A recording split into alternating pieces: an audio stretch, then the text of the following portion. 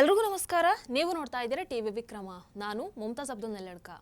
ವೀಕ್ಷಕರೇ, ಈ ಅಸ್ತಿತ್ವದ ಪ್ರಶ್ನೆಯಲ್ಲಿ ಆರಂಭ ಆದಂತಹ ಯುದ್ಧ ಇವತ್ತು ಎಲ್ಲಿಗೆ ಬಂದು ತಲುಪಿದೆ ಅನ್ನುವಂಥದ್ದನ್ನ ನೀವೆಲ್ಲರೂ ಕೂಡ ನೋಡ್ತಾ ಇದ್ದೀರಾ. ಒಂದು ಕಡೆ ಇರಾನ್ ಅದೇ ರೀತಿ ಶಿಯಾ ಸಮುದಾಯದ ಸರ್ವೋಚ್ಚ ನಾಯಕ ಆಯತುಲ್ಲಾ ಖಮೀನಿಯನ್ನ ಹತ್ಯೆ ಮಾಡಿ, ಅಮೆರಿಕ ಅದೇ ರೀತಿ ಇಸ್ರೇಲ್ ಯುದ್ಧವನ್ನ ಆರಂಭ ಮಾಡಿದ್ರೆ, ಈ ಕಡೆ ಇರಾನ್ ಕೂಡ ಏನು ಸುಮ್ಮನೆ ಕೂತಿಲ್ಲ.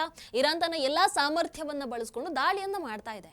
ಆದ್ರೆ ಒಂದಷ್ಟು ಅರಬ್ ಮೀಡಿಯಾ ಪ್ರಕಾರ ಇರಾನ್ ರಾಜಧಾನಿ ಟೆಹರಾನ್ ಸರ್ವನಾಶ ಆಗಿದೆ ಅಂತೆ. ಈಗ ಸದ್ಯಕ್ಕೆ ಯುದ್ಧ 5 ದಿನ ಬ್ರೇಕ್ ಅನ್ನು ತಗೊಂಡಿದೆ. ಸಂಧಾನ ಮಾತುಕತೆ ನಡೀತಾ ಇದೆ. ಅದರ ಮಧ್ಯದಲ್ಲಿ ಟ್ರಂಪ್ ಅದೇನ್ ಮಾಡ್ತಾರೋ ಗೊತ್ತಿಲ್ಲ. ಇದೆಲ್ಲ ಒಂದು ಕಡೆ ಆದ್ರೆ ಪಾಕಿಸ್ತಾನದ ಕಥೆ ನೋಡಿದ್ರೆ ಬೇರೆನೇ ಆಗ್ತಾ ಇದೆ. ಈ ಆಸಿಂ ಮುನೀರ್ ಇದಾನಲ್ವಾ, ಪಾಕಿಸ್ತಾನದ ಫೀಲ್ಡ್ ಮಾರ್ಷಲ್ ಆಸಿಂ ಮುನೀರ್, ಆತ ಒಂದು ಹೇಳಿಕೆಯನ್ನು ಕೊಟ್ಟಿದ್ದಾನೆ. ಆ ಒಂದು ಹೇಳಿಕೆ ಜಗತ್ತಿನ ಎಲ್ಲಾ ಶಿಯಾ ಸಮುದಾಯದ ಆಕ್ರೋಶಕ್ಕೀಗ ಕಾರಣ ಆಗಿದೆ. ಹಾಗಾದ್ರೆ ಅಂತಹ ಎಡವಟ್ಟನವರು ಏನು ಮಾಡಿದ್ದಾರೆ ಹೇಳ್ತೀನಿ ಇವತ್ತಿನ ಸ್ಪಾಟ್ಲೈಟ್ ಕಾರ್ಯಕ್ರಮದಲ್ಲಿ. ಅದಕ್ಕೂ ಮೊದಲು ನೀವು ಟಿವಿ ವಿಕ್ರಮವನ್ನು ಸಬ್ಸ್ಕ್ರೈಬ್ ಮಾಡದೇ ಇದ್ದರೆ ದಯವಿಟ್ಟು ಈ ಕೂಡಲೇ ಟಿವಿ ವಿಕ್ರಮವನ್ನು ಸಬ್ಸ್ಕ್ರೈಬ್ ಮಾಡಿ. ವೀಕ್ಷಕರೇ ನೋಡಿ, ಫೀಲ್ಡ್ ಮಾರ್ಷಲ್ ಆಸಿಂ ಮುನೀರ್ ಆತ ಸುನ್ನಿ ಮುಸ್ಲಿಂ. ಹಾಗಾಗಿ ಆತನಿಗೆ ಮೊದಲಿಂದ ಕೂಡ ಶಿಯಾ ಮುಸಲ್ಮಾನರನ್ನು ಕಂಡ್ರೆ ಆಗಲ್ಲ. ನಿಮಗೆ ಗೊತ್ತು, ಆಯತುಲ್ಲಾ ಖಮೀನಿ ಹತ್ಯೆ ಅನ್ನುವಂತಹ ಒಂದೇ ಒಂದು ಸುದ್ದಿ ಹೊರಗೆ ಬರ್ತಾ ಇದ್ದ ಹಾಗೇನೆ ಇಡೀ ಜಗತ್ತಿನ ಎಲ್ಲಾ ಶಿಯಾ ಮುಸಲ್ಮಾನರು ಯಾವ ರೀತಿ ಬೀದಿಗಿಳಿದು ಪ್ರತಿಭಟನೆಯನ್ನ ಮಾಡಿದ್ರು ಅಂತ. ಒಂದಷ್ಟು ರಾಷ್ಟ್ರಗಳಲ್ಲಿ ಪ್ರತಿಭಟನಾಕಾರರ ತೀವ್ರತೆ ಹೇಗಿತ್ತು ಅಂತಂದ್ರೆ, ಕೊನೆಗೆ ಅವರ ಮೇಲೆ ಗುಂಡಿನ ದಾಳಿಯನ್ನು ಮಾಡ್ಬೇಕಾಗತ್ತೆ. ಎಲ್ಲ ಯಾಕೆ, ನಮ್ಮ ಕರ್ನಾಟಕದಲ್ಲೇ ನೋಡ್ಲಿಲ್ವಾ ಎಲ್ರು ಹೇಗೆ ಶೋಕ ಸಾಗರದಲ್ಲಿ ಮುಳುಗಿದ್ರು ಅಂತ. ಚಿಕ್ಕಬಳ್ಳಾಪುರ ಜಿಲ್ಲೆಯ ಅಲಿಪುರದಲ್ಲಿ ದೊಡ್ಡ ಮಟ್ಟದಲ್ಲಿ ಶಿಯಾ ಮುಸಲ್ಮಾನರು ಪ್ರತಿಭಟನೆಯನ್ನ ಮಾಡ್ತಾರೆ. ಹೀಗೆ ವಿಶ್ವದ ಎಲ್ಲಾ ಕಡೆ ಪ್ರತಿಭಟನೆ ನಡೀತಾ ಇದ್ದ ಹಾಗೇನೆ ಪಾಕಿಸ್ತಾನದಲ್ಲಿ ಕೂಡ ಉಗ್ರ ಪ್ರತಿಭಟನೆಗಳು ನಡೆಯುತ್ತೆ. ಯಾರಿಗೋಸ್ಕರ? ಅಲಿ ಖಮೀನಿಗೋಸ್ಕರ. ಯಾಕಂದ್ರೆ ಜಗತ್ತಲ್ಲಿ ಇರಾನ್ ಬಿಟ್ರೆ ಅತಿ ಹೆಚ್ಚು ಶಿಯಾ ಮುಸಲ್ಮಾನರು ಎಲ್ಲಿದ್ದಾರೆ ಅಂತ ಕೇಳಿದ್ರೆ ಅದು ಪಾಕಿಸ್ತಾನದಲ್ಲಿ. ಪಾಕಿಸ್ತಾನದ 22 ಕೋಟಿ ಜನಸಂಖ್ಯೆ ಪೈಕಿ ಏನಿಲ್ಲ ಅಂತಂದ್ರೂ 4 ಕೋಟಿ ಮಂದಿ ಶಿಯಾ ಮುಸಲ್ಮಾನರಿದ್ದಾರೆ. ಹಾಗಾಗಿ ಅಲ್ಲಿ ಅಲಿ ಖಮೀನಿ ಸಾವಿಗೆ ಪ್ರತಿಭಟನೆ ಜೋರಾಗಿ ಇರುತ್ತೆ. ಆ ಪ್ರತಿಭಟನಾಕಾರರ ತೀವ್ರತೆ ಎಷ್ಟಿತ್ತು ಅಂತಂದ್ರೆ, ಇಲ್ಲಿವರೆಗೆ 25 ಶಿಯಾ ಮುಸಲ್ಮಾನರು ಪೊಲೀಸರ ಗುಂಡೇಟಿಗೆ ಬಲಿಯಾಗಿದ್ದಾರೆ. ಇವರ ಈ ಪ್ರತಿಭಟನೆಯನ್ನ ಕಂಟ್ರೋಲ್ ಮಾಡೋದಕ್ಕೆ ಆಸಿಂ ಮುನೀರ್ ಏನೆಲ್ಲ ಸರ್ಕಸನ್ನ ಮಾಡ್ತಾನೆ, ಆದ್ರೆ ಅದ್ಯಾವುದು ಕೂಡ ವರ್ಕೌಟ್ ಆಗ್ಲಿಲ್ಲ. ಆಗ ಆಸಿಂ ಮುನೀರ್ ಒಂದು ಪ್ಲಾನ್ ಅನ್ನು ಮಾಡ್ತಾರೆ. ಪಾಕಿಸ್ತಾನದಲ್ಲಿರುವಂತಹ ಎಲ್ಲಾ ಮೇನ್ ಶಿಯಾ ಧರ್ಮಗುರುಗಳಿಗೆ ಇಫ್ತಾರ್ ಕೂಟ ಅನ್ನುವಂತ ಹೆಸರಲ್ಲಿ ಆಹ್ವಾನವನ್ನು ಕೊಡಲಾಗತ್ತೆ. ಎಲ್ಲಾ ಧರ್ಮಗುರುಗಳು ಏನ್ ಅನ್ಕೊಂಡ್ರು ಅಂತ ಅಂದ್ರೆ, ನಮ್ಮ ಫೀಲ್ಡ್ ಮಾರ್ಷಲ್ ನಮ್ಮ ಸಮುದಾಯಕ್ಕೆ ಇಫ್ತಾರ್ ಕೂಟಕ್ಕೆ ಆಹ್ವಾನವನ್ನ ನೀಡ್ತಾ ಇದ್ದಾರೆ. ಒಬ್ಬ ಸುನ್ನಿ ನಾಯಕನಾಗಿದ್ರು ಕೂಡ ನಮ್ಮನ್ನ ಅಂದ್ರೆ ಶಿಯಾಗಳನ್ನ ಇಷ್ಟೆಲ್ಲ ಗೌರವಿಸ್ತಾ ಇದ್ದಾರಲ್ವಾ ಅಂತ ಎಲ್ಲರೂ ಬಹಳ ಖುಷಿಯಿಂದ ರಾವಲ್ಪಿಂಡಿಯಲ್ಲಿ ನಡೆದಂತಹ ಇಫ್ತಾರ್ ಕೂಟಕ್ಕೆ ಬರ್ತಾರೆ. ಆದರೆ ಆ ಇಫ್ತಾರ್ ಕೂಟಕ್ಕೆ ಬಂದ ಮೇಲೆ ಆಗಿದ್ದೇ ಬೇರೆ. ವೀಕ್ಷಕರೇ, ರಾವಲ್ಪಿಂಡಿ ಸೇನಾ ಕಚೇರಿಯಲ್ಲಿ ನಡೆದಂತಹ ಈ ಇಫ್ತಾರ್ ಕೂಟಕ್ಕೆ ಆಸಿಂ ಮುನೀರ್ ಬರ್ತಾರೆ. ಬಂದು ಎಲ್ರಿಗೂ ಮೊದಲು ರಂಜಾನ್ ಹಬ್ಬದ ಶುಭಾಶಯವನ್ನು ತಿಳಿಸ್ತಾರೆ. ಎಲ್ಲಾ ಶಿಯಾ ಧರ್ಮಗುರುಗಳು ಆಸಿಂ ಮುನೀರ್ ಏನ್ ಹೇಳ್ತಾರೆ ಅಂತ ಬಹಳ ಕ್ಯೂರಿಯಾಸಿಟಿಯಲ್ಲಿ ಕಾಯ್ತಾ ಇರ್ತಾರೆ. ಆಗ ಆಸಿಂ ಮುನೀರ್ ಪಾಕಿಸ್ತಾನದಲ್ಲಿರುವಂತಹ ಎಲ್ಲಾ ಶಿಯಾ ಧರ್ಮಗುರುಗಳು ಬಂದಿದ್ದೀರಲ್ವಾ ಅಂತ ಕೇಳ್ತಾರೆ. ಅಲ್ಲಿದ್ದಂಥವ್ರು ಎಲ್ರು ಬಂದಿದ್ದೀವಿ ಅಂತ ಹೇಳ್ತಾರೆ. ಆಗ ಶುರು ಆಯ್ತು ನೋಡಿ ಆಸಿಂ ಮುನೀರ್ನ ಅಸಲಿ ಮುಖದ ದರ್ಶನ. ಆತ ಸಭೆಯಲ್ಲಿ ಯಾವ ರೀತಿ ಶಿಯಾದವರಿಗೆ ಧಮಕಿಯನ್ನ ಹಾಕ್ತಾನೆ ಅಂತಂದ್ರೆ, ನೀವು ಸಭೆಯಲ್ಲಿದ್ದಂತಹ ಶಿಯಾ ಧರ್ಮಗುರುಗಳು ಹೊರಗೆ ಬಂದ ನಂತರ ಅವ್ರು ಕೊಟ್ಟಂತಹ ಹೇಳಿಕೆಯನ್ನ ಕೇಳಬೇಕು, ನಿಮಗೆ ಗೊತ್ತಾಗತ್ತೆ. ವೀಕ್ಷಕರೇ, ಆಸಿಂ ಮುನೀರ್ ಡೈರೆಕ್ಟ್ ಆಗಿ ಧಮಕಿಯನ್ನ ಹಾಕ್ತಾರೆ. ಇರಾನ್ ನಲ್ಲಿ ಖಮೇನಿ ಸತ್ರೆ ಪಾಕಿಸ್ತಾನದಲ್ಲಿ ನೀವ್ ಯಾಕ್ರಿ ಪ್ರತಿಭಟನೆಯನ್ನ ಮಾಡ್ತೀರಿ? ವಿದೇಶದಲ್ಲಿ ನಡೆಯುವಂತಹ ಅವರ ಯುದ್ಧಕ್ಕೆ ನೀವುಗಳಿಲ್ಲಿ ಬಂದು ಪಾಕಿಸ್ತಾನದಲ್ಲಿ ಪ್ರತಿಭಟನೆಯನ್ನ ಮಾಡಿದ್ರೆ ಹುಷಾರ್ ಅಂತ ಡೈರೆಕ್ಟ್ ಧಮಕಿಯನ್ನ ಹಾಕ್ತಾರೆ. ಇಷ್ಟಕ್ಕೆ ಮುಗಿಸ್ತಾರಾ?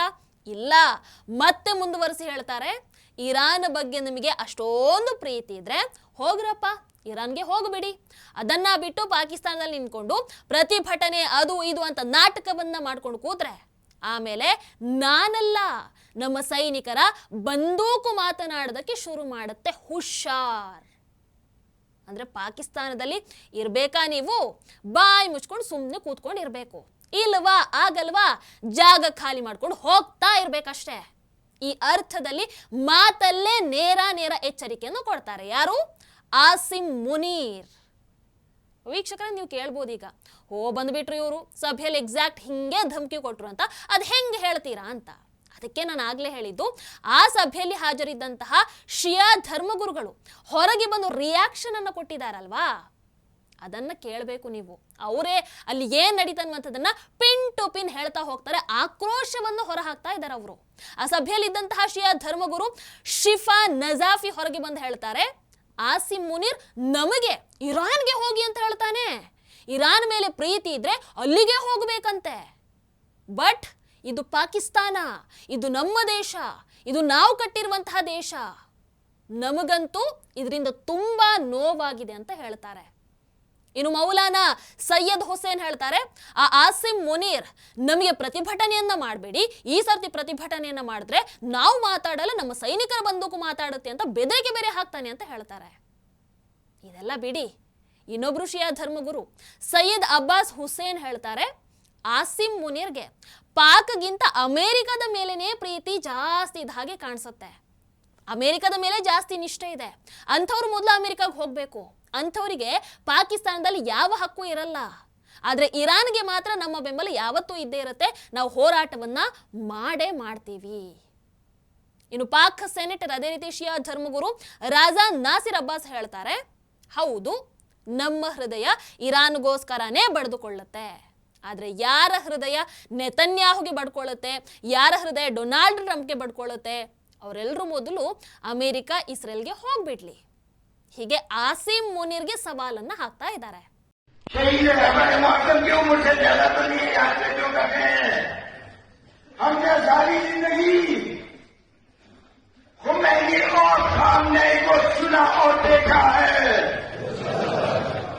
तुम बताते रहोगे हमारा ये फकीर नहीं बदलता, वो न्याय इमाम होता है, हम उसके आलो हैं, तुम्हारा नाम मिल जाएगा, तुम खत्म हो जाओगे, लेकिन वो रह जाएंगे, इंशाल्लाह तुम खत्म हो जाओगे, हम रह जाएंगे। मैं कहता हूँ फिर इंतजामिया से कहता हूँ, खुदा करिए तंग न करना, तुम अगर एक मरतबा हमें तंग करोगे, हम 100 मरतबा तुम्हें जीने नहीं देंगे, तुम्हारा चीरा तुम्हारे लिए दोबर करके हम रख देंगे, पता करना।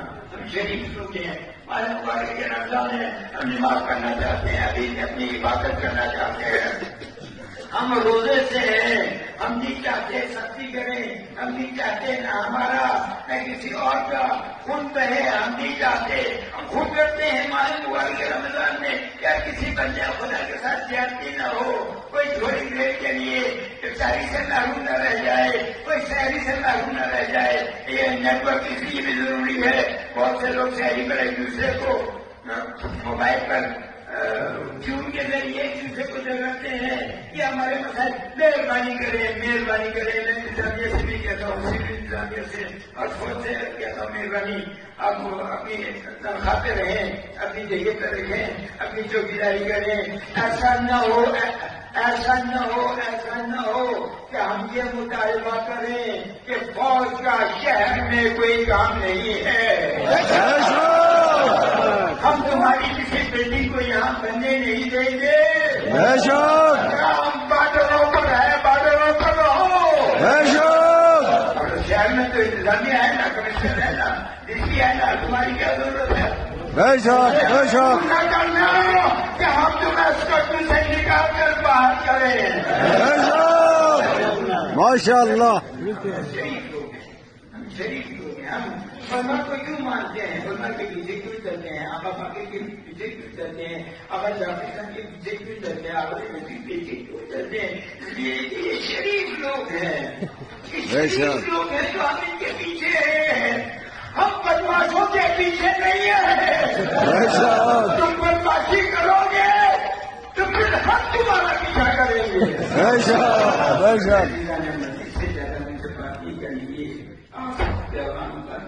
कारोबार के हवाले से हमारे विचार काम देते हैं, एक बात ಅಲ್ಲಿ ಆಸಿಂ ಮುನೀರ್ ಶಿಯಾ ಮುಸಲ್ಮಾನರಿಗೆ ಧಮಕಿ ಹಾಕಿದ ರೀತಿಯಲ್ಲಿ ಬೈ ಚಾನ್ಸ್ ಭಾರತದಲ್ಲಿ ಯಾರಾದ್ರೂ ಒಂದು ಮಾತು ಹೇಳಿದಿದ್ರೆ ಏನಾಗ್ತಾ ಇತ್ತು ಅನ್ನುವಂಥದ್ದನ್ನು ಯೋಚನೆ ಮಾಡಿ. ವೀಕ್ಷಕರ ಆಮೇಲೆ ಬಹಳಷ್ಟು ಮಂದಿಗೆ ಒಂದು ಕನ್ಫ್ಯೂಷನ್ ಇರಬಹುದು. ಪಾಕಿಸ್ತಾನದ ಈ ಸುನ್ನಿ ಶಿಯಾ ಗುದ್ದಾಟ ಈಗ ಏಕಾಏಕಿ ಶುರುವಾಗಿದ್ದ ಅಥವಾ ಮೊದಲೇ ಇತ್ತ ಅಂತ. ನಾವು ರಿಯಾಲಿಟಿಯನ್ನು ನೋಡಿದ್ರೆ ಪಾಕಿಸ್ತಾನದಲ್ಲಿ ಶಿಯಾ ಮುಸಲ್ಮಾನರ ಮೇಲೆ ಆಗ್ತಾ ಇರುವಂತಹ ದೌರ್ಜನ್ಯ ಅದು ಇವತ್ತು ನೆನ್ನೆದಲ್ಲ. ಪಾಕಿಸ್ತಾನದಲ್ಲಿ ನೀವು ಕೆಲವೊಮ್ಮೆ ಈ ಮಸೀದಿ ಸ್ಫೋಟ ಆಯಿತು, ಅಲ್ಲಿ ಅಷ್ಟು ಮಂದಿ ಪ್ರಾಣವನ್ನು ಕಳ್ಕೊಂಡ್ರು, ಇಷ್ಟು ಮಂದಿ ಪ್ರಾಣವನ್ನು ಕಳ್ಕೊಂಡ್ರು ಅಂತ ಕೇಳಿರ್ತೀರಾ, ಪತ್ರಿಕೆಯಲ್ಲಿ ಓದಿರ್ತೀರಾ. ಅದೆಲ್ಲವೂ ಕೂಡ ಈ ಶಿಯಾ ಮುಸ್ಲಿಮರ ಮಸೀದಿ ಮೇಲೆ ಆಗುವಂತಹ ಅಟ್ಯಾಕ್ಗಳು. ಅಲ್ಲಿರುವಂತಹ ಸುನ್ನಿ ಮುಸಲ್ಮಾನರು ಶಿಯಾ ಮುಸ್ಲಿಮರ ಮಸೀದಿಯನ್ನು ಟಾರ್ಗೆಟ್ ಮಾಡಿ ನಮಾಜ್ ದಿನಾನೇ ಸ್ಫೋಟ ಮಾಡ್ತಾರೆ.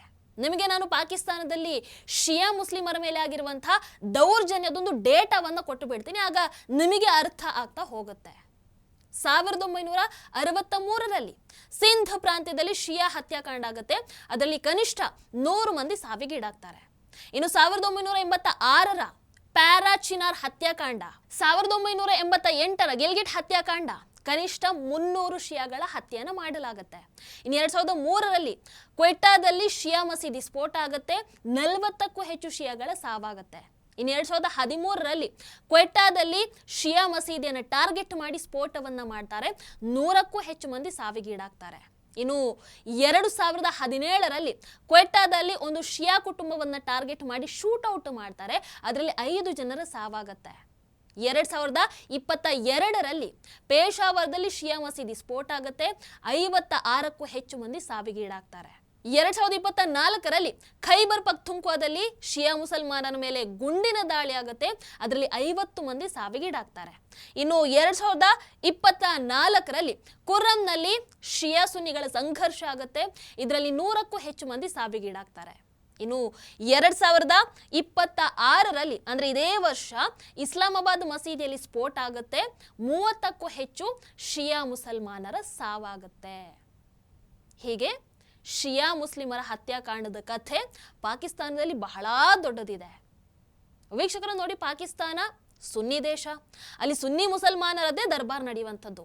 ಶಿಯಾ ಧರ್ಮಗುರುಗಳಿಗೆ ಧಮಕಿ ಹಾಕಿದಂತಹ ಆಸಿಮ್ ಮುನೀರ್ ಕೂಡ ಒಬ್ಬ ಸುನ್ನಿ ನಾಯಕ. ಇನ್ನು ಪಾಕಿಸ್ತಾನದ ಎಲ್ಲ ಆಡಳಿತದಲ್ಲೂ ಕೂಡ ಸುನ್ನಿ ಮುಸಲ್ಮಾನರದೇ ರಾಜ್ಯಭಾರ ಇರುವಂಥದ್ದು. ಹಾಗಾಗಿ ಪಾಕಿಸ್ತಾನದಲ್ಲಿ ಶಿಯಾ ಸಮುದಾಯ ಒಂಥರ 2ನೇ ದರ್ಜೆಯ ನಾಗರಿಕರ ಹಾಗೆ ಬದುಕ್ತಾ ಇದ್ದಾರೆ. ಆಡಳಿತಾತ್ಮಕ ವಲಯದಲ್ಲೂ ಕೂಡ ಅಷ್ಟೇ ಶಿಯಾ ಸಮುದಾಯವನ್ನ ಟಾರ್ಗೆಟ್ ಮಾಡಿ ತುಳಿತಾ ಇದ್ದಾರೆ. ಇದು ಪಾಕಿಸ್ತಾನದಲ್ಲಿ ಶಿಯಾ ಮುಸ್ಲಿಮರ ಪಾಡು. ನೋಡಿ, ಒಂದು ಕಡೆ ಇರಾನ್ಗೆ ಕಾಲ್ ಮಾಡಿ ಇದೇ ಪಾಕಿಸ್ತಾನದ ಪ್ರಧಾನಿ ಶೆಹಬಾಜ್ ಶರೀಫ್, ಅದೇ ರೀತಿ ಸೇನಾ ಮುಖ್ಯಸ್ಥ ಆಸಿಮ್ ಮುನೀರ್ ಹೇಳ್ತಾರೆ ನಿಮ್ಮ ಜೊತೆಗೆ ನಾವಿದ್ದೀವಿ ಅಂತ. ಅದಾದ ನಂತರ ಸೌದಿ ಅರೇಬಿಯಾಗೆ ಕಾಲ್ ಮಾಡಿ ಹೇಳ್ತಾರೆ ನಿಮ್ಮ ಜೊತೆಗೆ ನಾವಿದ್ದೀವಿ ಅಂತ. ಅದಾದ ನಂತರ ಟ್ರಂಪ್ಗೆ ಕಾಲ್ ಮಾಡಿ ಹೇಳ್ತಾರೆ ನೀವು ಹೇಳಿದ ಹಾಗೆ ಕೇಳ್ತೀವಿ ಬಾಸ್ ಅಂತ. ಹಾಗಾದ್ರೆ ನಿಜವಾಗ್ಲೂ ಈ ಪಾಕಿಸ್ತಾನ ಯಾರ ಕಡೆ ಇದೆ ಗೊತ್ತಿಲ್ಲ. ಪಾಕಿಸ್ತಾನದಲ್ಲಿ ಶಿಯಾ ಮುಸಲ್ಮಾನರದ್ದೇ ಈ ಪರಿಸ್ಥಿತಿ ಇದೆ ಅಂತಂದ್ರೆ ಇನ್ನು ಅಲ್ಲಿ ಹಿಂದೂಗಳ ಪರಿಸ್ಥಿತಿ ಹೇಗಿರ್ಬೋದು? ಪಾಕಿಸ್ತಾನದಲ್ಲಿ ಸುನ್ನಿ ಮುಸಲ್ಮಾನರು ಶಿಯಾ ಮುಸಲ್ಮಾನರನ್ನೇ ವಿರೋಧ ಮಾಡ್ತಾರೆ ಅಂತಂದ್ರೆ ಇನ್ನು ಹಿಂದೂಗಳನ್ನ ಒಪ್ಕೊಳ್ತಾರ? ಅಲ್ಲಿನ ಹಿಂದೂಗಳ ಜೀವನ ಹೇಗಿರ್ಬೋದು? ನಾನು ಹೆಚ್ಚೇನು ಹೇಳಲ್ಲ, ನೀವೇ ಯೋಚನೆ ಮಾಡಿ ಅಷ್ಟೇ. ಟಿವಿ ವಿಕ್ರಮ, ದೇಶ ನಿಮ್ಮ ಕೈಯಲ್ಲಿ. ಈ ಕಾರ್ಯಕ್ರಮ ನಿಮಗೆ ಇಷ್ಟ ಆಗಿದ್ದಲ್ಲಿ ಲೈಕ್, ಶೇರ್ ಹಾಗೂ ಕಮೆಂಟ್ ಮಾಡಿ.